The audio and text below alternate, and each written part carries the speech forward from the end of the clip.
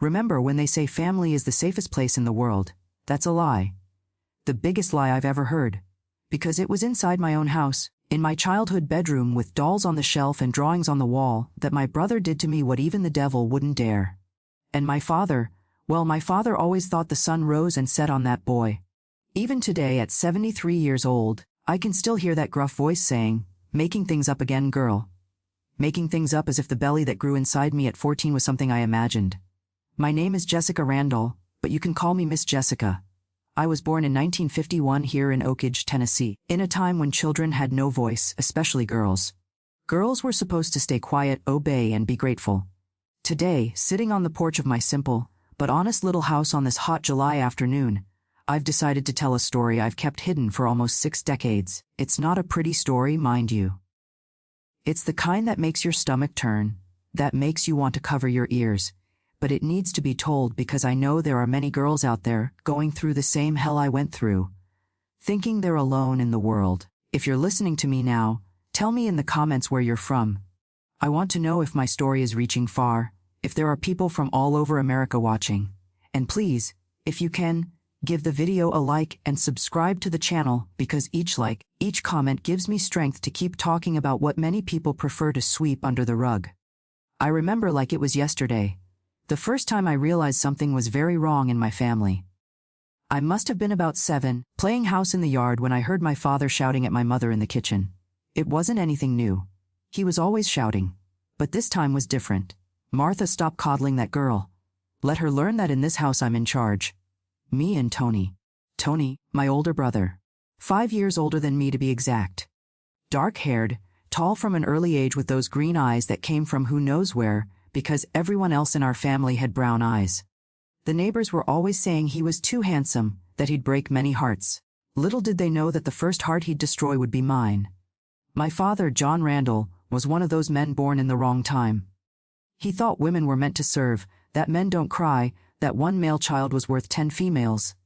He worked at the nuclear plant, I don't know exactly doing what, but he always came home smelling of whiskey and cigarettes.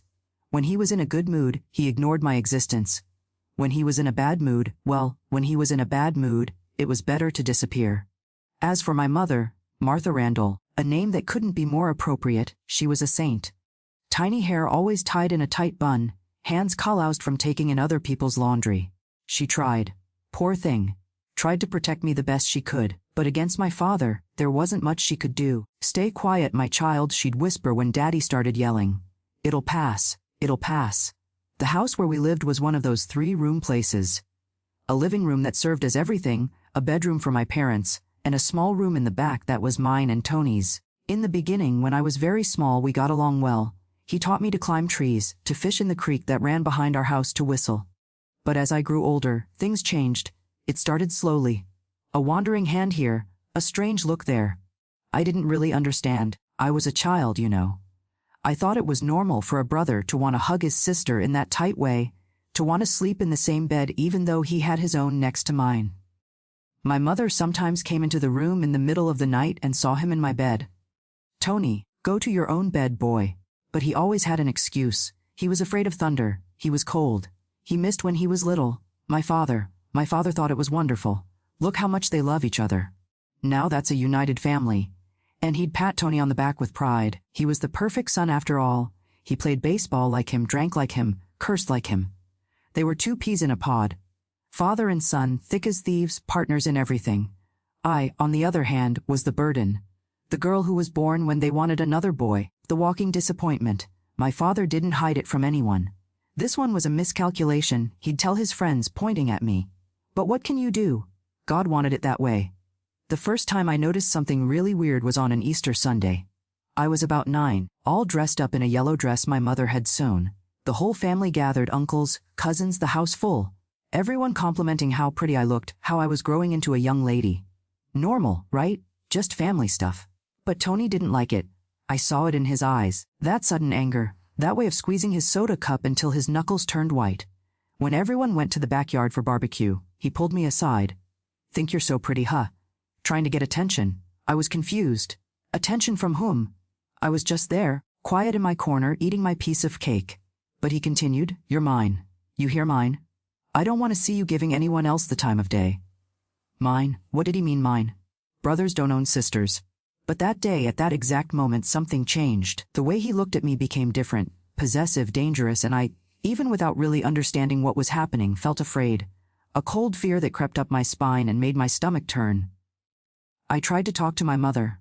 Mom, Tony is being strange with me. She was washing dishes, hands full of suds, her always tired face.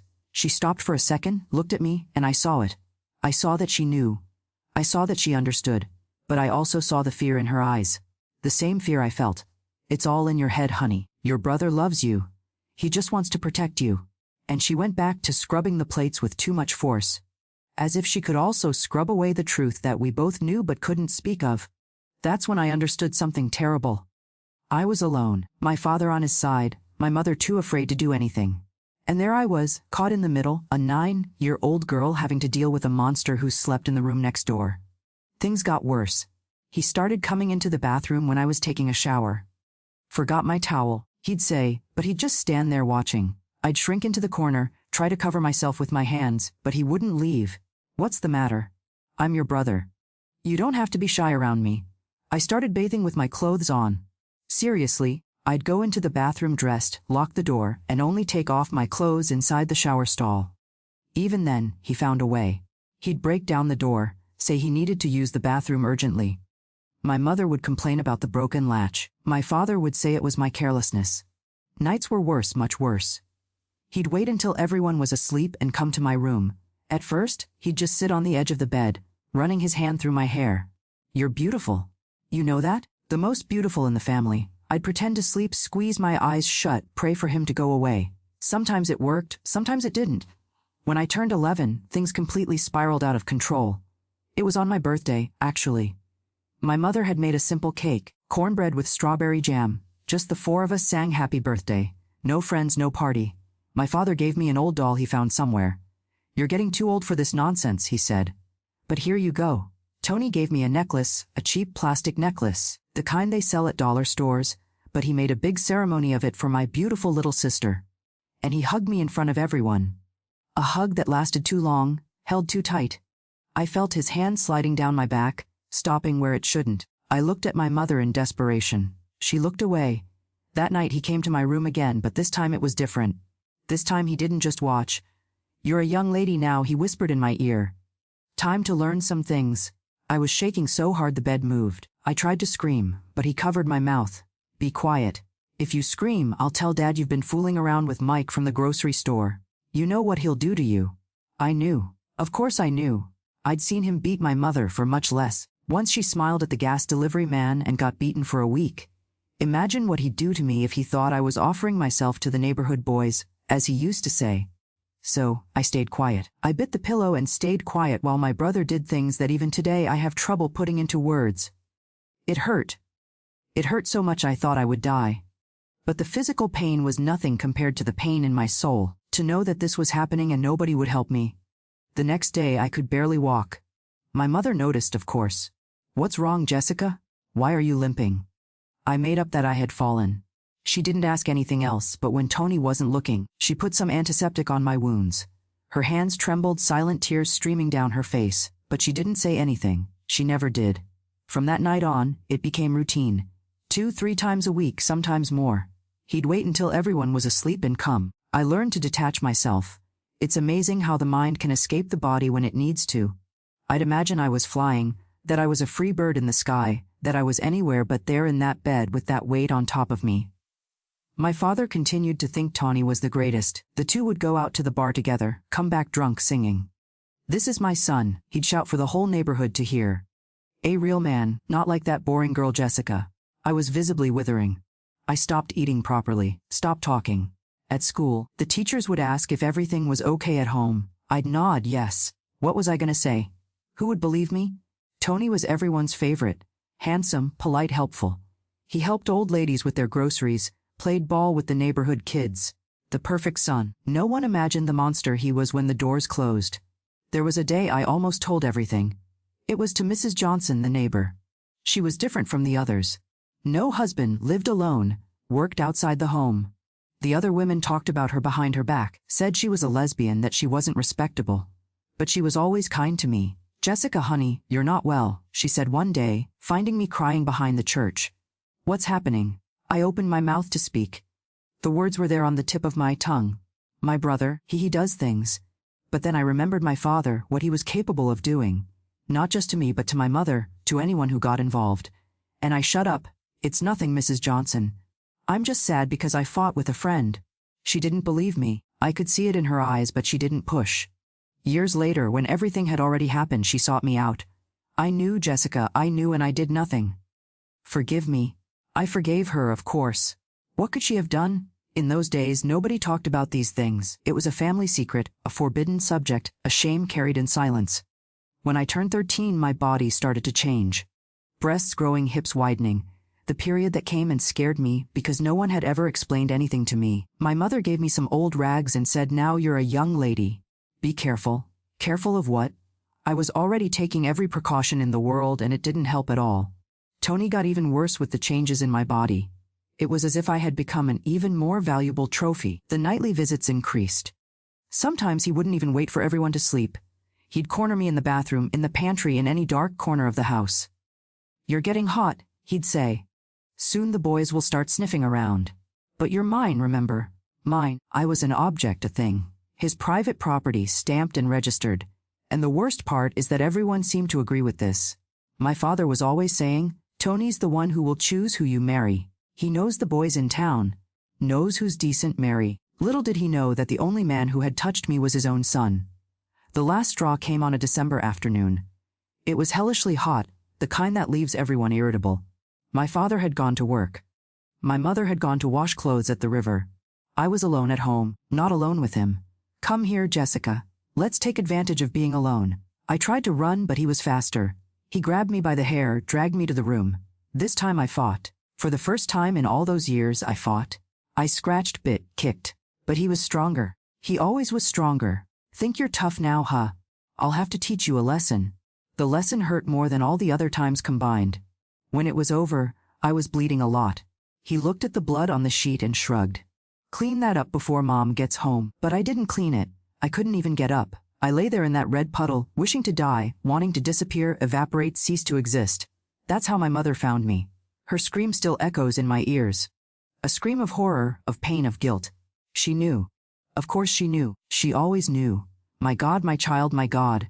She hugged me, rocked me like when I was a baby. "Forgive your mother. Forgive me." That day something in her broke. Or maybe it got fixed. I don't know. I just know that she picked me up, took me to the bathroom, washed me carefully. Then she made a bundle with our clothes. "We're leaving," she said. "Where to, Mom?" "I don't know, but we have to get out of here." But we didn't leave. When we were at the door, bags in hand, my father arrived. Drunk as always. He saw the scene, understood immediately. "What nonsense is this?" My mother tried to explain. She stuttered, cried, begged, showed the blood, the bruises. My father listened to everything in silence. Then he looked at Tony, who had appeared behind him. "Is this true, son?" Tony shrugged. "Jessica's making things up, Dad. You know how women are. Must be jealous because I got a girlfriend and my father believed him or pretended to believe or simply didn't care." He slapped my mother so hard she fell. "Stop protecting this, want to run away. Run." "But the girl stays. Someone has to cook and clean in this house." My mother looked at me. I saw the exact moment she gave up. On me, on herself, on life. She dropped the bag on the floor and went to the bedroom. We never spoke about that day again. Life went on. The nighttime visits continued. My body continued to be invaded. My soul continued to die little by little, but something had changed. I was no longer that frightened girl who bit the pillow not to scream. Now I was a survivor. And survivors do whatever it takes to stay alive, even if inside they've been dead for a long time. That's how it works in a house where the monster has the king's protection. Where the queen is too weak to protect the princess, where screams are muffled and tears are invisible. That's how a girl learns that family can be synonymous with hell. And the worst was yet to come. The year 1965 started differently. I woke up on the first day of January feeling my stomach turning, but it wasn't a New Year's hangover. We didn't celebrate anything at home. It was nausea, the kind that comes from nowhere and makes you run to the bathroom. I thought it was something I ate. Little did I know that nausea would change the course of my life forever. January flew by. The nausea continued, especially in the morning. My mother noticed. Of course, mothers notice everything, even when they pretend not to see. You eating spoiled food girl. I shook my head. Spoiled food we didn't have. We barely had good food, let alone spoiled. It was on a Tuesday in February that it hit me. My period was late, very late. I didn't really pay much attention to these things. I was never regular anyway. But when I put together the lateness with the nausea, with the sore breasts, with that strange desire to eat pickles with peanut butter, my God. No, it couldn't be. But it was. I remember the desperation I felt sitting on the bathroom floor counting on my fingers how many months it had been since I'd had my period. December didn't come. January didn't either. February was halfway through and nothing. 3 months. 3 months carrying that inside me. The panic was so great that I threw up right there. This time it wasn't pregnancy nausea. It was pure terror. 14 years old. I was 14 years old and pregnant by my own brother. How was I going to tell this? To whom? My mother already knew about the abuse and did nothing. My father would say it was my fault that I seduced Tony and him. What would he do when he found out? I decided to hide it.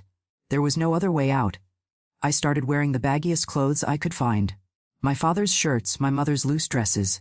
I tied rags around my belly, tightened them so much it hurt. Anything to disguise the volume that was beginning to show. But a pregnant child's body can't be hidden for long. It was my mother who noticed first, of course. One morning in March, she came into the room while I was changing clothes. She saw the already prominent belly, the swollen breasts, the stretch marks beginning to appear. Her face lost all color. "Jessica, my child, are you?" I started to cry.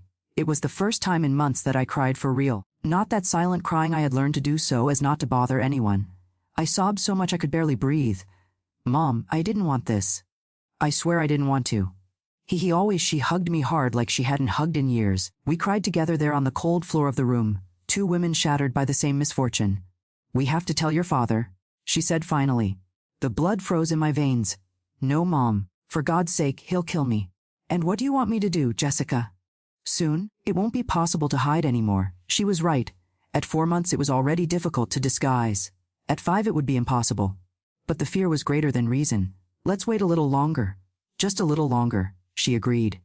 Poor thing, she was also terrified of my father. But she started taking care of me in secret. She saved extra food, brewed herbal teas that eased the nausea, rubbed oil on my stomach to prevent too many stretch marks. Tony continued coming to my room. It's surreal to say this, but he didn't notice anything. Men can be so oblivious when they want to be.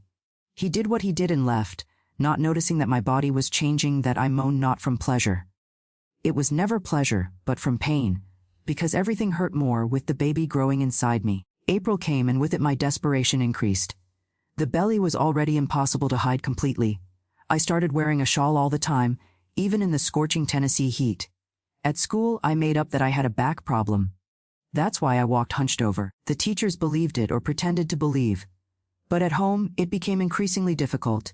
It was on a night in May that everything fell apart. My father came home drunker than usual. He fought with my mother over the cold dinner, broke 2 plates, kicked the dog. Tony tried to calm him down, but not even the favorite son succeeded this time. "Where's that Jessica?" he bellowed. I was hiding in the room, praying for him to forget I existed. But that day I wasn't lucky. He kicked down the door. He saw me huddled in a corner, trying to cover my belly with the shawl. He took 2 steps in my direction and stopped. His eyes went from my face to my stomach, back to my face, down again. "Take that rag off, Dad." I take that rag off. With trembling hands, I took off the shawl. I stood there, the 5-month belly clearly visible under the thin dress. The silence was worse than any shout. He turned red-purple, eyes bulging from their sockets. When he finally spoke, his voice came out low, dangerous. "Whose is it?" I opened my mouth, but no sound came out. Whose is it? How was I going to answer that? I'm asking whose child this is. John, calm down. My mother tried to intervene. He slapped her without even looking. "Shut up." He turned his attention back to me. "I knew it. Always knew you were no good." "Who was it? The grocery store boy? The butcher's helper? How many were there?" The words cut me deeper than a knife. At 14 years old, pregnant by my brother, and that's what my father saw in me. "Dad, it wasn't. I didn't call me Dad." He spat the words. "I'm not the father of it." That's when Tony came into the room. He saw the scene, understood immediately, but instead of fear or guilt, what I saw on his face was anger. "What's going on here? Your sister?" My father pointed at me as if I were a disgusting animal. "Thea is pregnant." Tony looked at me. Our eyes met for a second. In that second, he knew I was going to speak. He saw it on my face, and he decided to act first. "I knew it," he said calmly. I saw her with Mike from the gas station several times. I tried to tell you, but you wouldn't believe me. Mike, the gas station attendant, a 16-year-old boy who barely looked at me. But just the mention of the name was enough for my father to explode completely. That son of a, I'll kill him. And he went out the door, staggering drunk, but determined. Tony went after him, not to stop him but to make sure the story would stick. I was left alone with my mother. She looked at me with a mixture of pity and despair. Why didn't you tell the truth? Would it have helped? I replied, too tired to cry. Do you think he would have believed it? She didn't answer. We both knew the answer. What happened next was an even worse hell. My father went after Mike, made a huge scandal. The boy's family was terrified, swore he had never touched me. And it was true. But my father had already spread all over town that the gas station attendant had abused the innocence of his daughter. In 2 weeks, Mike's family moved away from town. They fled from the shame, the threats, the gossip. An innocent boy paid for my brother's crime. And me, I officially became the family's shame. The lost one. The one who had dishonored the Randall name. My father wouldn't even look at me anymore. My mother took care of me in secret, but always with that look of someone carrying a burden too heavy. Tony, he became the hero, the brother who tried to protect the family's honor, the one who tried to warn the father about the sister's inappropriate behavior. Disgusting. At night, he still came to my room sometimes, less than before, because now I was damaged goods, as he said. But he came, and when he came he'd whisper in my ear, "This baby is mine. Never forget that." June passed slowly. July was even worse. My belly grew, the baby moved, and I withered inside. I stopped going to school. My father forbade it. I'm not going to be embarrassed by you anymore. I was locked up at home, a prisoner carrying another prison in my womb. The only outings were to church. My father insisted that I go, that everyone see my sin, my shame. The church ladies whispered, pointed, shook their heads in disapproval. I sat in the last pew, the shawl covering my now enormous belly, and prayed, not for forgiveness. What forgiveness did I need, but for strength, for a way out, for a miracle. In August, 8 months pregnant, I could barely walk. Swollen feet, aching back, the baby weighing like lead. My mother delivered babies at home. She was a midwife in her spare time when she wasn't washing clothes or getting beaten by my father. She prepared me for the signs, taught me how to breathe, how to bear the pain. It's going to be hard, she said. You're very young, very small, but we'll manage. As if she could share the pain of childbirth with me. As if she could carry with me the weight of giving birth to a child who was also my nephew. It was on a September dawn that the pains began. I woke up with a twinge in my back, then another in my belly, liquid running down my legs. My water had broken. I called my mother softly. She came running. Assessed the situation. It's today. The following hours were a blur of pain. I bit a cloth not to scream, not to wake the men of the house. My mother boiled water, prepared clean rags, whispered words of encouragement. Strength, honey, breathe. That's it. Like that, it's almost over. But it wasn't almost over. The baby was breech wouldn't turn. My mother was sweating as much as I was. Her skilled hands trying to maneuver him. Holy Mary, help my daughter. She prayed between procedures. It was 16 hours of labor. 16 hours that seemed like 16 years. When the baby finally decided to be born, I no longer had the strength to push. One more time, Jessica. Just one more. And it was in a last wave of pain that he was born. A boy, small but perfect, dark hair, fair skin. His eyes, when he opened them, were green. Green like Tony's. My mother cut the cord, cleaned the baby, wrapped him in a swaddling cloth. When she placed him on my chest, I felt something I didn't expect. Love. Pure, devastating, unconditional. That little creature was not to blame for anything. He was innocent, pure, deserved all the protection in the world. What are you going to call him? My mother asked. Before I could answer, the door opened. My father came in. Tony behind him. They saw the baby, saw me exhausted and bleeding on the bed. It's a boy, my father stated. A shadow of something pride passed over his face. It quickly disappeared. Doesn't matter. A son is always a son. But Tony approached. He looked at the baby, saw the green eyes, the jaw already showing signs of being square like his. He smiled. The kid's handsome, he said, and for a moment, a brief moment, I saw in his eyes something like remorse, guilt. No, it was possessiveness, twisted pride. That baby was living proof of his power over me. He'll be called Charles, my father decided. Charles, a proper man's name. Maybe he won't take after his mother, Charles. My son had a name now, Charles Randall. No father on the record because officially no one knew who it was. Mike had been gone for months, so they couldn't put his name. It was just mine. In the days that followed, the house was strange. My father pretended the baby didn't exist. My mother took care of us both as best she could, and Tony, he prowled. He'd watch the baby nurse, change diapers, sleep. Sometimes he tried to hold him, but I wouldn't let him. My whole body tensed when he came near. "He's my son too," he said once softly when we were alone. "No," I answered with all the firmness I could muster. "He's mine. Only mine." But I knew it wasn't true. In that house, in that family, nothing was just mine. Not my body, not my son, not my life. The milk was slow to come in. Charles cried with hunger. I cried with desperation. My mother made teas, massages, but it seemed my body refused to nourish that child who came from so much suffering. It was Mrs. Johnson, the neighbor, who saved the situation. She appeared with a can of formula, said it was left over from her grandchildren. A lie, of course. She had bought it, but she presented it in a way that my father couldn't refuse without seeming worse than he already was. "Accept it, John. It's for the child. He's not to blame for anything." And so Charles survived his first months. Formula donated by the neighbor, clothes that mysteriously appeared at the door. A blanket here, a pacifier there. The town knew, everyone knew, and some few tried to help as they could, but the situation at home only got worse. My father drank more, hit more. My mother visibly withered away, and Tony started making plans. "When the kid grows up, he'll be just like me," he'd say. "I'll teach him everything. He'll be my partner, my blood." The terror I felt hearing that was worse than all the violence I had suffered. My son. He wanted to turn my son into a monster like him. No way. I would die before letting that happen. And that's when I started planning our escape, alone at 15 years old with a baby of a few months. No money, nowhere to go. But I had to try, for Charles, for the innocent child who deserved a chance to be different, to be better, to be free. The problem was how to escape from a prison where your jailers sleep in the next room. How to protect a child when you yourself are still a child. How to find salvation when the whole world has turned its back on you. The answer would come in the most unexpected way possible, and it would change our lives forever. But I'll tell you that later. The plan to run away kept hammering in my head day and night. Charles was already 3 months old, drinking well from the bottle, sleeping almost the whole night. But how was a 15-year-old girl, without a penny to her name, going to manage to run away with a baby? Where to go? With what money? It was December when I gathered the courage for my first attempt. My father had gone to work. Tony had gone to play basketball. My mother was in the backyard hanging clothes. I took Charles, wrapped him in a blanket, put in a grocery bag, his few clothes, and a can of formula. I didn't even have a suitcase. I was going to leave like a homeless person. I reached the gate. My heart was beating so hard I thought it would explode. 1 step on the sidewalk, 2, 3. That's when I heard my father's voice. "Where do you think you're going?" He hadn't gone to work. He was hiding, waiting, as if he knew I would try. I turned slowly. Charles pressed against my chest.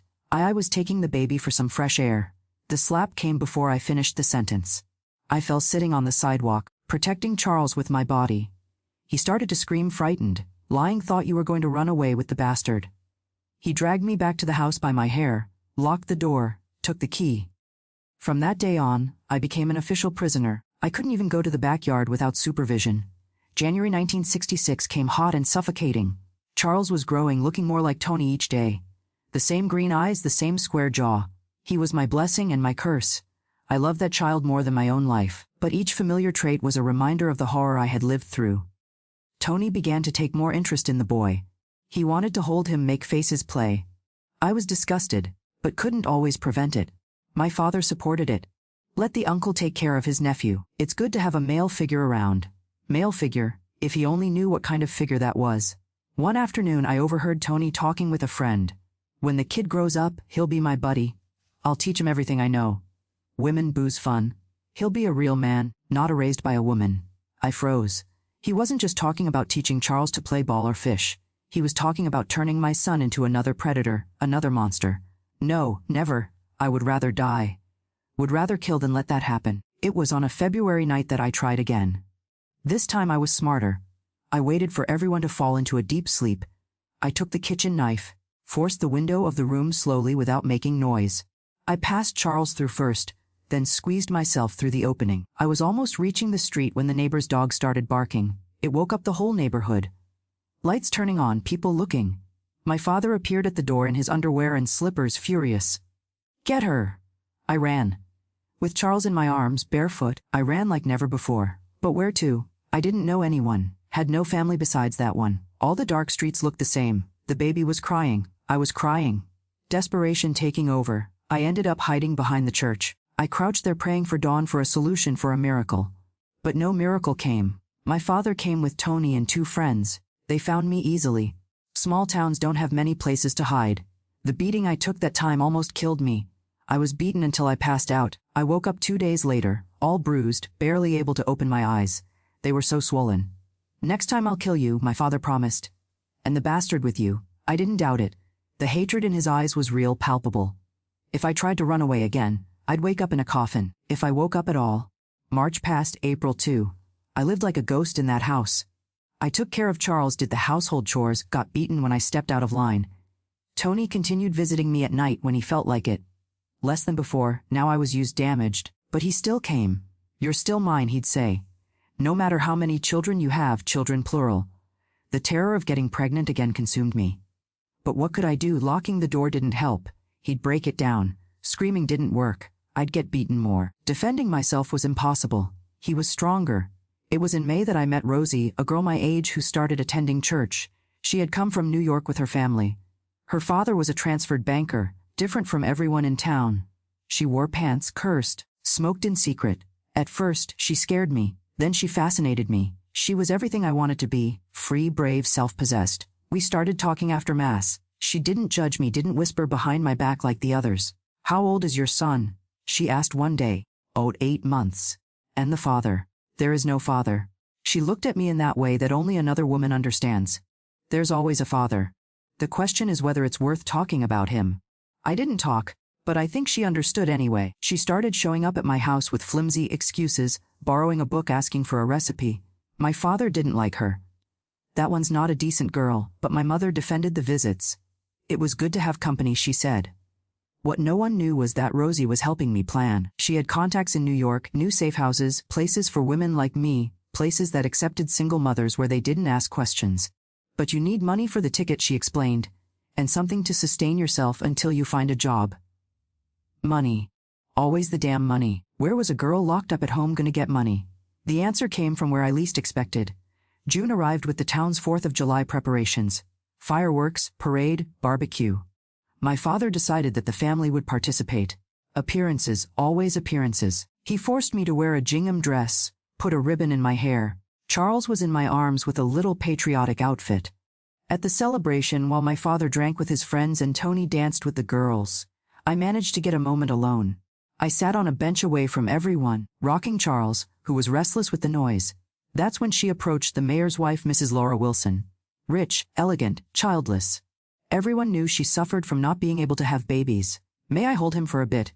She asked, looking at Charles with that face of someone dying of longing. I let her. She took him with such care, such tenderness. Charles, who was shy with strangers, calmed down right away.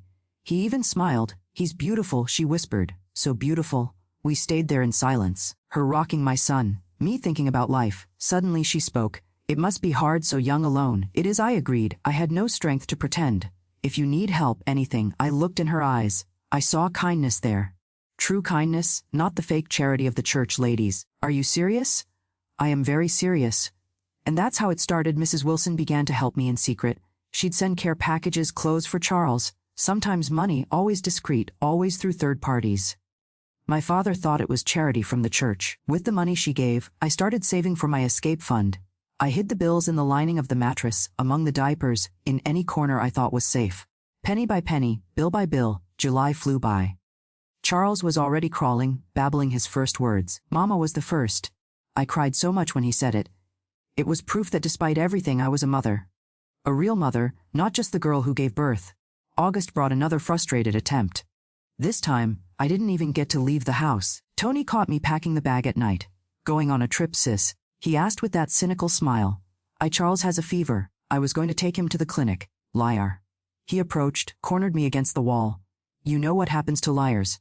His hand on my neck, squeezing. Not hard enough to kill. Just to remind me that he could. If you try to run away again, it won't be Dad who kills you. It'll be me and the bastard. Well, we can always make another one, right? The threat to Charles was what broke me. I could endure anything, but not losing my son. I put away the bag, dismantled the plan for now. September came, and with it Charles's first birthday. I made a simple cake with what flour I had. We sang happy birthday softly. My father didn't like fussing. The boy clapped his hands, smeared his face with frosting. For a moment, a brief moment, we were just a mother and son celebrating life. But reality returned quickly. That night, Tony drank too much. He came into my room staggering, reeking of whiskey. "It's been a year today," he said, looking at Charles, sleeping in the makeshift crib. "A year since my son was born." "He's not your son," he laughed. An ugly laugh without humor. "No, look at him closely. The eyes, the jaw, he's the spitting image of me. Get out of my room." "Your room." More laughter. "Nothing here is yours. Not the room, not the son, you're mine." Forgot he grabbed me. I tried to fight, but he was strong, was drunk, violent. Charles woke up with the commotion, started crying. "Shut him up," Tony growled. I broke free, ran to the crib. I rocked Charles, desperate to calm him. Behind me, I felt Tony approaching. "Good to see you two together, mother and son, my family, his family." Bile rose in my throat. I held Charles tighter as if I could protect him with my body. "One day," Tony continued, voice slurred with alcohol. "One day, I'll tell him who his real father is. And then the three of us will be a real family." That was the last straw. There, at that moment, with my son in my arms and that monster at my back, I made a decision. I was going to run away, even if it cost my life. But I was going to get Charles out of there, was going to save him from that hell. What I didn't know was that the opportunity was closer than I imagined, and it would come in the most tragic way possible. October started differently. My father was strange, quieter, drinking less. At first I thought it was just in my head, but my mother noticed too. "John's acting odd," she commented one day, washing dishes. "He's tired. No appetite." It was true. The man who had always been a bull, strong and brutish, seemed to be withering. Yellowish skin, sunken eyes, but nobody said anything. In our house, showing concern was a sign of weakness. It was on an October morning that everything changed. I woke up to screams coming from my parents' room. I ran there with Charles in my arms. My father was lying on the floor, convulsing, foam coming from his mouth, his whole body rigid.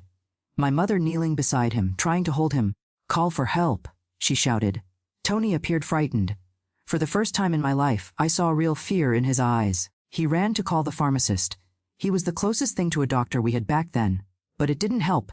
By the time Mr. Thompson arrived with his medicine bag, my father had stopped foaming, stopped moving, stopped breathing. Heart attack. The pharmacist diagnosed. Massive. Nothing could be done. Dead. My father was dead. The man who terrorized me my whole life, who allowed all the abuse, who called me in dead there on the bedroom floor in pajamas and slippers. I should feel something. Sadness, relief, anything. But I only felt emptiness, a huge emptiness, as if a weight I had been carrying for years had suddenly disappeared, and I didn't know how to walk without it. The wake was that same afternoon in a small, hot town. You can't wait. The house filled with people, relatives I'd never seen, friends from the bar, colleagues from the plant, all lamenting, all pretending that John Randall had been a good man. He was strict but fair, they'd say. He took care of his family, an honest worker. Lies, but lies that everyone preferred to believe. Tony became the man of the house overnight. He received the condolences, organized the funeral, made the decisions. I saw in his face the pride of assuming his father's post. The new boss, the new owner. It was at the cemetery. Watching the coffin being lowered that it hit me. My father's death meant one thing, a chance. Maybe the only one I would have. The man who imprisoned me, who watched me, who threatened to kill me if I ran away, no longer existed. I looked at Tony on the other side of the grave.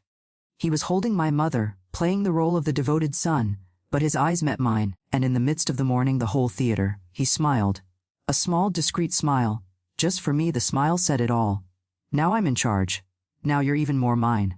But he didn't know. Didn't know that. At that exact moment, watching the dirt fall on my father's coffin, I was planning my freedom. Our freedom, mine and Charles's. My father's death wasn't a tragedy, it was a miracle. The miracle I had prayed for so long. The first days after the funeral were a mess. People coming and going from the house, bringing food, giving condolences. My mother walked through the house like a lost soul, not knowing what to do without her husband to order her around. Tony was strutting around, playing the head of the family, receiving the inheritance paperwork, signing documents. But I wasn't wasting time. While they dealt with the bureaucracy of death, I was planning life. Rosie showed up on the third day with her way of not caring about conventions. So, going to take the chance. I looked at Charles playing on the floor. 14 months already. Walking on those wobbly little legs, saying random words. My beautiful, smart boy who deserved better than that cursed house. I am, but I need to be smart. When? Soon. Before he takes over everything for good. The plan was simple. Wait for the will to be read, take my share, because I was entitled to something. Being a daughter and disappear. Rosie had already talked to a cousin in New York who rented rooms to young women. It wasn't ideal, but it was a start. The problem began when the lawyer read the will. Yes, my father had a will.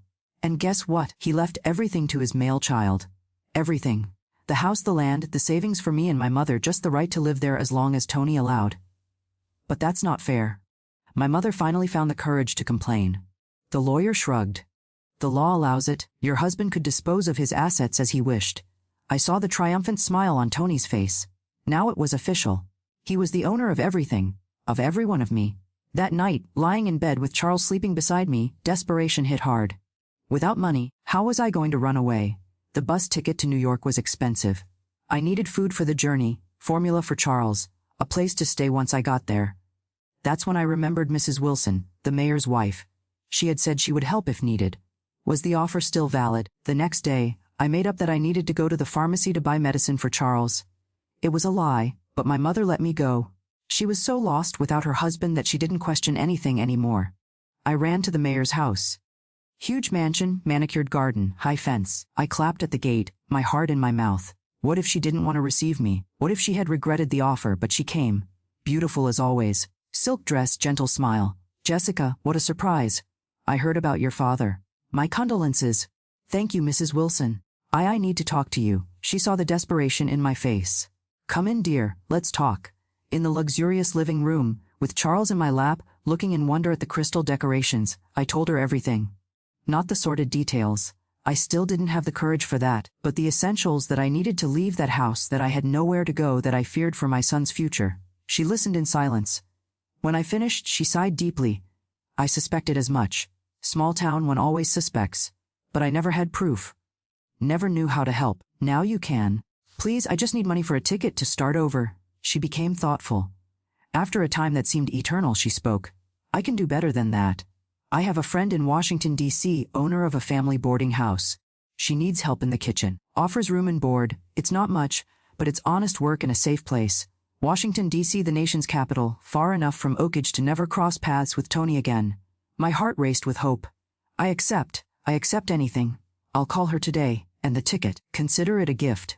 I almost cried with gratitude. But Mrs. Wilson wasn't finished. There's one condition, Jessica. You leave and don't come back. Don't write. Don't send news. Cut off all contact. It's for your safety and for mine. My husband can't know I helped. Do you understand? I understood. Of course, I understood. The mayor wouldn't like to know his wife helped the fallen girl of the town to escape. It could stain the family's reputation. I promise. No one will ever know. I left there with a light heart for the first time in years. I had a plan. I had help. I had hope. I just needed to act quickly before Tony noticed anything. The following days were of careful preparation. I separated the essentials. Clothes for Charles, documents, the little money I had hidden. Everything fit in one travel bag, entire life in one bag. Rosie helped as she could. She found out the bus schedules, the best route, where to make stops. She taught me how to use the phone booth, how to ask for information, basic things I had never needed to know. It's different in big cities, she explained. You have to be smart, not trust just anyone. The set date arrived November 3, 1966. The bus left at 4 in the morning. Mrs. Wilson sent the ticket money with Rosie along with a letter of recommendation for her friend in Washington. The night before, I barely slept. I kept looking at Charles, memorizing every detail. The light brown hair, the upturned nose, the chubby little hands. My son, my treasure, who was going to know the world beyond those four walls. At 3:00 in the morning, I got up slowly. I dressed Charles while he was still sleeping, grabbed the bag, made the sign of the cross. The house was silent, my mother snoring softly in her room. Tony had gone out. It was Friday, his night at the town's brothel. I walked through the living room on tiptoe. Each creak of the floorboard seemed like thunder. Charles moved in my arms, mumbled. I shushed him softly, rocking him. I was almost at the door when I heard, "Really leaving?" I froze. I turned slowly. My mother was there, standing at the kitchen door, old nightgown, disheveled hair, eyes red from crying. "Mom, I know. I've always known everything." Her voice was a broken whisper, but I never had the courage. "Your father." I was afraid. "Why didn't you protect me?" The question came out before I could hold it back. Years of hurt in one sentence. She lowered her head. "Because I'm weak, always have been. But you're not. You're strong, Jessica. Stronger than I'll ever be." We looked at each other in the dark. Mother and daughter. Two opposite destinies. Go, she finally said. Go and don't look back.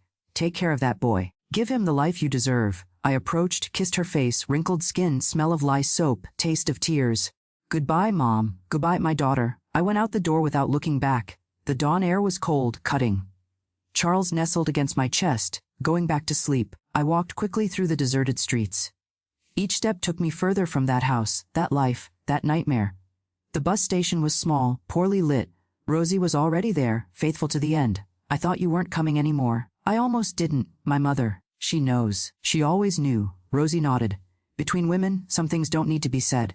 The bus arrived puffing, releasing black smoke. The driver, a pot-bellied old man, took my ticket without looking. Washington, huh? Long trip. 18 hours if we don't break down on the way. 18 hours. Almost a whole day moving away from hell, approaching who knows what. But anything was better than staying. I climbed the steps with difficulty, balancing Charles in the bag. The bus was almost empty, half a dozen passengers sleeping, heads bobbing to the rhythm of the road. I chose a seat in the back near the window. I settled Charles, who was now awake, looking at everything with baby curiosity. Rosie came up to say goodbye. Take care of him and yourself. I will. When you get there, forget this place. Forget everything. Start from scratch like it's that easy. She held my hand. It's not easy, but it's necessary. You deserve to be happy, Jessica. Both of you do. The driver honked. Let's go. I've got a schedule to keep. Rosie ran down. She waved from the sidewalk as the bus started. I waved back, eyes burning with unshed tears. The bus picked up speed, leaving behind the familiar little houses. The church where I suffered in silence, the cemetery where my father was rotting, the square where I never played. Oakage disappearing in the dark, becoming memory, becoming past. Charles pointed to the window, amazed at the lights passing by quickly. Look, Mama, look. Yes, my son, we're leaving far, far away. He clapped his hands, happy with the adventure. So small, so innocent. He had no idea of the hell we were leaving behind, of the monster who slept in that house, and who would wake up in a few hours to discover that his prey had escaped. I imagined Tony's face when he saw the empty room, the anger, the hatred, but also the relief. Now he wouldn't have to share the inheritance or support his sister's bastard. Yes, he would be furious at first, but then he would find another victim. Men like him always do. The town was full of defenseless girls, of passive fathers, of weak mothers, but I was no longer one of them. The road stretched ahead, a ribbon of asphalt cutting through the fields. The sun was beginning to rise, painting the sky pink and orange. Charles slept in my lap, soft breathing. Little hand clutching my blouse. 18 hours. 18 hours to leave Jessica Randall behind and be born another person. Someone without a past, without trauma, without fear, someone who could start over. I rested my head against the window, watching the landscape change.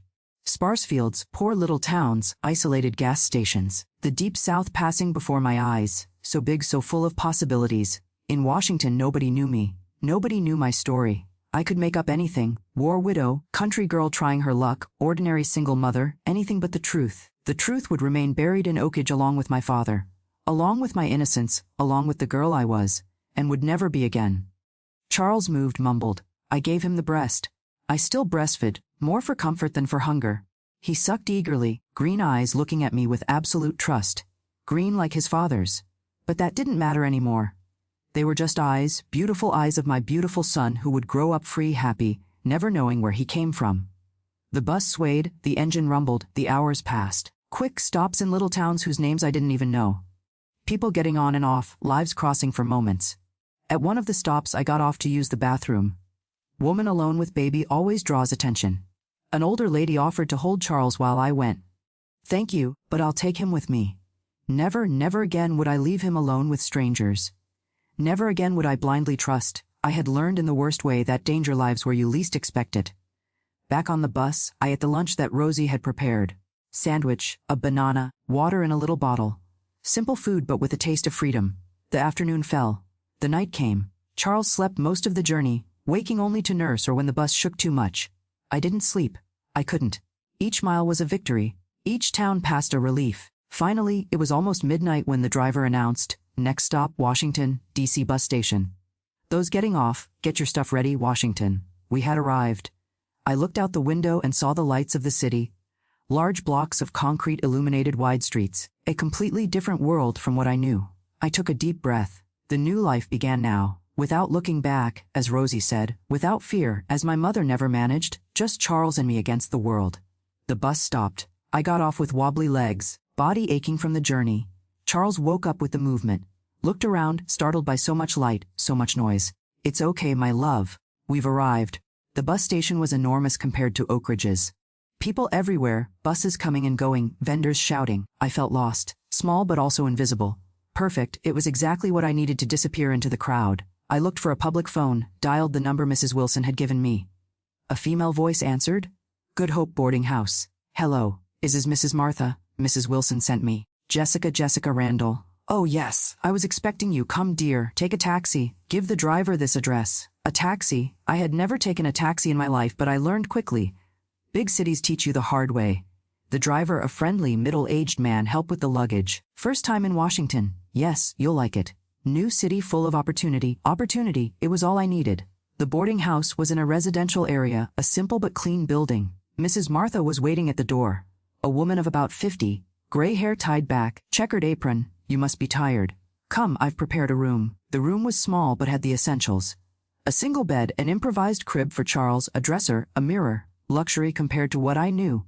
The kitchen is on the ground floor. You start tomorrow. Okay, I can. Of course I can. Great. There are 3 meals a day for the guests.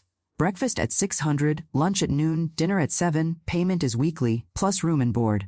I nodded to everything. I would work whatever was necessary. That first night in Washington, lying in the strange bed with Charles sleeping peacefully in the crib beside me, I finally allowed myself to cry. Cry with relief, with fear, with hope. For everything I had lived and everything I was yet to live. Outside the city slept, planned city, modern, full of promises, where nobody knew me, where my past didn't exist, where I could be anyone. I chose to be Jessica Smith, common name without history. Young widow, husband died in a work accident. One among thousands of migrants who arrived every day in the capital in search of a better life. And it was true in a way. I was migrating. I was seeking a better life, just not for a dead husband. The past stayed in Oak Ridge. The future began there, in that cramped little room, in that strange city with my son in my arms and freedom within reach. It wouldn't be easy, but it would be ours, and that was enough. Washington was my salvation and my challenge. The first months at Mrs. Martha's boarding house were hard, but in a different way. It wasn't the terror from before. It was the hardness of honest work, of the heavy routine, but one that was free. I'd wake up at 5 in the morning, leave Charles sleeping, Mrs. Martha took care of him while I worked, and go to the kitchen. Breakfast for 15 guests was no joke. Toast, fried eggs, freshly brewed coffee. Then I'd clean everything, prepare lunch, beans, rice, meat, clean again, prepare dinner. In between, I'd run to nurse Charles, change diapers, give him attention. But you know what? It was good. It was exhausting. It was sweaty, but it was mine. Nobody touched me without permission. Nobody invaded my room. Nobody called me. I was just Jessica the cook, the quiet but hardworking young woman. Charles grew strong. At 1.5 years, he was already running around the boarding house playing with the guests. He was the joy of the place. Mrs. Martha melted for him. The chambermaids fought to play with him. For the first time, my son had a family, odd, improvised, but a family. 1967 flew by. I saved every penny. The dream was to leave the boarding house, rent a little place just for us, however tiny but ours, where I could raise Charles my way, away from curious looks, from uncomfortable questions. It was in 1968 that my life took another turn. A new guest appeared at the boarding house. Mr. Robert, a retired civil servant, recent widower, a man of about 60, educated, quiet. He'd stay there for weeks, then disappear, then come back. He noticed Charles. It was hard not to notice. A 2-year-old boy, smart, talkative, green eyes that drew attention. He started bringing little presents. A toy car here, a little book there. I thanked him, but kept my distance. Men who seemed too kind always made me wary. But Mr. Robert was different. He didn't try anything. He just talked, told stories, played with Charles. Gradually, I lowered my guard. He told me about his wife who died of cancer, about his children who lived far away, about the loneliness that weighed on him. You remind me of my daughter, he said one day. The same strength, the same determination. One afternoon, Charles fell while playing and scraped his knee. He cried so much that nothing consoled him. Mr. Robert appeared with a first aid kit. I was an army medic. He explained, cleaning the wound. I know how to take care of this. While he took care of Charles, talking to distract him, singing a silly little song. Something changed in me. I saw there not a dangerous man, but a grandfather, someone who also needed family. The friendship grew slowly. He'd come to the kitchen, help peel potatoes while we talked. He talked about the times of Kennedy, the civil rights movement, the hopes for a new country. I listened, learned, dreamed. One day he made the proposal. Jessica, I have a house in Georgetown. It's been empty since my wife died. Too big for me alone. How about you and Charles living there? It's not a favor. You take care of the house, cook, and I pay a fair salary. My heart raced. A house. Leave the boarding house? It seemed too good to be true. But what will people say? He laughed. Let them say what they want. I'm too old to care about gossip. You need a house. I need company. It's business, not romance. I thought long and hard. I talked with Mrs. Martha, who approved right away. Robert is a decent man, Jessica. I've never seen him disrespect anyone. I accepted. In March 1969 we moved to his house. It was a simple but spacious townhouse. 3 bedrooms, yard, all neat. Charles got a room of his own for the first time in his life. The routine was peaceful. I took care of the house, prepared the meals. Mr. Robert left early, returned in the late afternoon. We talk at dinner, then each to their own corner, mutual respect, healthy distance. But children don't know these boundaries. Charles adopted Mr. Robert as his grandfather. Grandpa Rob, he called him. He followed the old man around the house, asked for stories, showed him drawings, and Mr. Robert, bless him, melted completely. It was he who taught Charles to ride a bicycle, who took him to the park for the first time, who explained about the planes that passed. Look there, Charlie. That big one is a Boeing. Seeing the two together, my heart squeezed. This is what family should be. Affection without malice, care without ulterior motives. Everything that was missing in my childhood, my son was having. 1970 brought changes. Mr. Robert fell ill, heart problem. I started taking care of him more closely. Medicine at the right time, special diet, forced rest. He complained but obeyed. You're worse than a sergeant, he joked. It's for your own good. I know. That's why I put up with it. On an afternoon at the hospital, after a bigger scare, he held my hand. Jessica, I need to ask you something. If something happens to me, don't talk like that. Listen, if it happens, I want you to keep the house. You and Charles, I've already arranged the papers. I protested. It was too much. I couldn't accept, but he insisted. I don't have anyone, Jessica. The children barely call. You and Charles are my family now. Let me take care of you like you take care of me. I cried for the first time in years. I cried with gratitude. Not for the money or the house, but for the gesture, someone seeing me as a person, not as a thing. Someone wanting to protect me, not use me. Mr. Robert got better, but became more fragile. I started sleeping in the next room to hear if he needed anything. Charles slept between us two. In my room when he was afraid, in his when he wanted a story. In 1971, I enrolled Charles in kindergarten. 5 years old, smart as can be. Blue uniform, little backpack, gap-toothed smile. My pride, my miracle. Mom, why don't I have a dad? He asked one day out of nowhere. I froze. I knew the question would come, but I wasn't prepared. Your dad died, son, when you were a baby. How did he die? Accident working. Was he nice? I took a deep breath. He was, yes, he was a lie. But some lies are necessary. Some truths kill. Charles accepted the explanation for now. But I knew one day I would have to tell more. Make up details, create memories.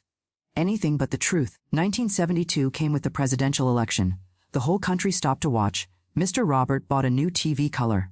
Total luxury. We watched all the coverage together. Me, him, Charles, some neighbors. When Nixon won re-election, Charles painted his face red, white, and blue. Ran down the street with the other children. Normal, happy, free. Watching him there, celebrating with his little friends, I thought of Oakage. Did it still exist? Was Tony still living there? Was my mother alive? I blocked the thoughts. That life had died. I was another person now. Jessica Smith, cook, single mother, Washington resident. The past didn't exist. But sometimes in the sleepless dawn it came back. In nightmares, where Tony found me, where he took Charles from me, where everything started again. I'd wake up in a cold sweat, run to Charles's room, check if he was there, safe, sleeping peacefully. In 1973, Charles turned 7. Mr. Robert organized a party, cake, balloons, kids from the whole street. I took photos with the camera he had given me as a gift, frozen moments of unlikely happiness. That year, something changed between me and Mr. Robert. It wasn't romance. Neither I wanted it, nor did he try. It was something deeper. Complicity. Real family built day by day in mutual care, in affection without demands. He got worse in the winter. Hospitalization after hospitalization. I divided myself between hospital and home, between caring for him and for Charles. Neighbors helped. Teachers understood. A support network I never had before. One night at the hospital, he was too weak to speak loudly. Whispered, Jessica, you are the daughter I always wanted to have. Charles, the grandson I never met. Thank you, I replied, holding his hand. For everything. He died in September, peaceful, sleeping as he deserved. The funeral was simple. His children showed up, 2 men in suits with unfriendly faces. They questioned everything, who I was, what I was doing there, why their father left the house to me. I'm his housekeeper, I explained. A housekeeper who lives in the house who inherits everything. The insinuation was clear. They thought I was a lover, a gold digger, a con artist. I let them talk. I didn't owe explanations to anyone. The lawyer resolved everything. The papers were in order, Mr. Robert's wishes registered. The house was legally mine and Charles's. The sons left grumbling, promising to contest. They never appeared again. 1974 began differently. For the first time in my life, I had something of my own. A house, stability, a future. Charles was growing healthy, studious. I found a job at a diner nearby. I needed to work, earn our living. But the nights were difficult. Without Mr. Robert, the house seemed too big, too empty. Charles missed his surrogate grandfather. I missed the company. That's when I met Mrs. Neely, the neighbor next door. Tough New Orleans lady, respected voodoo priestess. She saw my distress, offered help. Girl, you're carrying something heavy. I can see it in your eyes. Want to talk? I refused at first. Then, on a night of insomnia, I knocked on her door. We drank coffee, talked. I didn't tell everything. I never told everything. But I talked about the loneliness, the fear, the nightmares. She listened, nodded, understood. Everyone has ghosts, child. The secret is not letting them control us. We became friends. She looked after Charles when I worked late. I helped at her spiritual gatherings, community, belonging, things I never had in Oakage. Charles loved the story she told, saints, legends, myths. He learned about culture, religion, respect for differences. He grew open-minded, big-hearted. This boy will go far, Mrs. Neely prophesied. He has his own light. I hoped it was true. For him to go far indeed, far from any shadow of the past, from any mark of the violence that created him. In 1975, Charles turned 9, pre-teen questioner. Curious about everything, the questions about his father returned, more elaborate. What kind of work did he do? Construction. He helped build Washington. Why aren't there any photos of him? We lost everything in a move. How did you two meet? Each question a new lie. Each lie another brick in the wall that protected him from the truth. I started writing. At night, after Charles was asleep, I put on paper the memories, not to publish, God forbid, but to organize, to make sure I would never forget, even wanting to. Oakage, Tony, the basement, the escape, all there in crooked letters, notebook hidden in the back of the drawer. One day I thought, when I die, someone will find it, will read it, will understand. But not Charles, never Charles. 1976 brought adolescence for real. Voice changing, pimples on the face, interest in girls, normal, healthy, everything adolescent should be. But the eyes, those damn green eyes. Each year that passed, more like Tony's. Sometimes at a specific angle in a particular expression, I saw the monster in my angel. I'd take a deep breath. Remember, genetics is not destiny. Nurture overcomes nature. My son was good, would be good, regardless of the blood in his veins. In 1977, the graduation from middle school. Charles in a suit, diploma in hand, proud smile, me in the audience crying secretly, my boy becoming a man. The years went by and I watched each moment as if it were the last. By 1978, my Charles was preparing for college entrance exams. Mom, I want to go to college engineering like Dad. Dad, the invented ghost he idolized. The dead hero who never existed. You will, son. You'll achieve all your dreams, his dreams, mine, those of the imaginary father I created to protect him. In 1978, those were nights of study. Textbooks spread across the table, nervousness in the air. Charles tensed me even more so. When the result came out, accepted at Georgetown University, civil engineering, it was an explosion of joy. Party in the street. Mrs. Neely made her special jambalaya. Neighbors brought drinks, music until late. Charles hugging me, laughing, celebrating. I made it, Mom. I made it, we made it. I thought against all odds, against everyone, we made it. College was expensive. Nobody warned about that. Books, materials, transportation. I went back to working 2 jobs. Diner during the day, cleaning at night. Exhausting, but necessary for his future. 1979 brought news. Charles in his sophomore year, steady dating a girl from his class, doing an internship, becoming the man his father never was. Honest, hard-working, caring. One day he came home with his girlfriend, Claudia, classmate.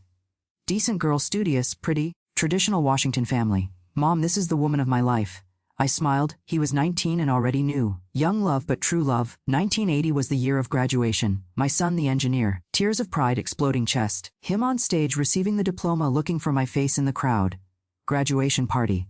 Claudia's family present. Doctor, father, teacher, mother, lawyer, siblings, fine people, educated, treating me well despite everything. The single mother, the housekeeper, the one without a last name.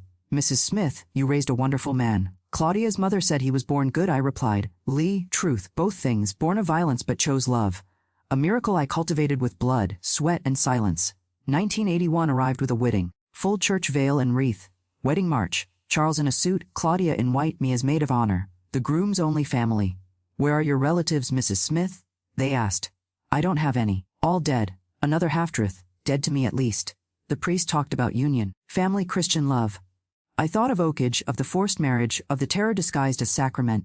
I compared it with this. Two young people choosing each other, loving each other, respecting each other. The difference between hell and heaven. 1982 was blessed. First grandchild, girl Mary Claire, beautiful, healthy crier Charles, silly with fatherhood, Claudia radiant, me a grandmother at 51. I held that little creature in my arms, perfect, innocent. Real granddaughter, real family, no secrets, no shadows, no fear. Grandma, she looks just like you. Someone commented. I look closely. Dark hair, upturned nose. Nothing of green eyes, thank God. Nothing that reminded me of him. 1984 brought the second grandchild, John Robert. Homage to Mr. Robert, smiling boy, calm. Charles building his own house. Stable life, happy family. Everything I dreamed of, more than I deserved. Sometimes at family gatherings I'd look around. Full table, people laughing, children playing, normal, everyday, blessed life. Nobody imagined. Nobody would ever imagine. And that's how it had to be. In 1985, Charles took the big step, started his own firm, small but promising. Government contracts, important works, respected name in the market. Mom, I want you to stop working. Let me take care of you now. I resisted at first. Independence was my security, but he insisted. Claudia supported. After all, I deserved to rest. I retired from cleaning life as a full-time grandma. Picking up grandchildren from school, making carrot cake, telling bedtime stories, made-up stories, of course, fairies, princes, happy endings, no real monsters, dark basement. Desperate escapes. 1986 marked our move to a bigger house. Garden, pool, room for each child. Charles insisting that I live with them. You're the head of the family, Mom. Your place is with us. My place. After so much no place, I finally had one. But the past doesn't rest. On an insomnia night that same year, I turned on the TV, the news stories from all over the country, and suddenly a report. Town of Oakage modernizes infrastructure. Oakage, it still existed. Aerial images, interviews, progress. I looked for familiar faces, found none. 20 years change a lot of things. Was he still living there? Had he married, had children? Had he done to others what he did to me? I turned off the TV. Some portals should not be opened. Here we are, me at 73. Time flies when you're busy living instead of just surviving. Charles, a grandfather too. Gray hair but same sweet smile. Mary Claire, a doctor like the surrogate grandfather she never met. John Robert followed his father's footsteps in engineering. Alice, a teenager dreaming of being a writer. Great-grandma, have you ever thought about writing your memoirs? She asked the other day. I almost choked on my coffee. What memoirs, my angel? Grandma's life doesn't have much adventure. Line number 101. But some stories are not to be told. They are to be buried, forgotten, erased, so that the next generations can write their own, clean, without the stains of the past. These days I dreamed of Oakage, first time in years. But it wasn't a nightmare. I dreamed of the town catching fire, turning to ashes, the wind carrying everything away. I woke up feeling light. Now recording this video for the Grandparents' Tales channel, I tell this story for the first time. Why now? Maybe because time is running out. Maybe because other women need to hear it. Maybe because keeping secrets is tiring and I'm too old to carry this weight alone. If you've made it this far, thank you for listening. I know it was heavy. I know it hurts, but it needed to be said. There are many Jessica out there trapped in their own basement thinking there's no way out. There is a way out. There's always a way. Sometimes it's a door. Sometimes it's a window. Sometimes it's a hole in the wall that you have to dig yourself. But there's a way out. The miracle wasn't the money for the ticket or the job offer, or even my father's death. The miracle was that I believed I deserved better. It was having the courage to seize the chance when it appeared. Charles doesn't know this story. He will never know. Some would say it's wrong that a son has the right to know where he came from. I say a son has the right to be happy, to live without the weight of crimes he didn't commit, to believe his father was a hero, not a monster. I protected him his whole life from this truth. It's my last act of love, taking this secret to the grave, letting him continue to believe in the beautiful lie I built. Engineer father died in an accident. Mother's young love. Today I'm even grateful for his green eyes. They taught me that appearance doesn't define character, that evil isn't inherited, it's learned. And that a mother's love can transform any cursed inheritance into a blessing. If you watched this far, do this grandma a favor. Subscribe to the channel, leave your like, show that my story wasn't told in vain, and more. Tell me in the comments where you're from. I want to know if this story is reaching women from all over the country. The link is here in the description. Come be part of this chain of strong women, because our strength isn't in muscles or money. It's in surviving, in protecting, and transforming. My name is Jessica Randall. Or rather, it was. Today I'm Jessica Smith, Charles's mother Mary Claw, and John Roberts' grandmother, Alice's great-grandmother. I'm the woman who chose life, not death. Who chose love, not hate. Who chose to lie, to protect, not to speak, to destroy. And if I had to choose again, I would do everything the same. Until never again, Oakage. Until forever, new life. That was my story, our story, a story of miracles, yes. But miracles that we ourselves make.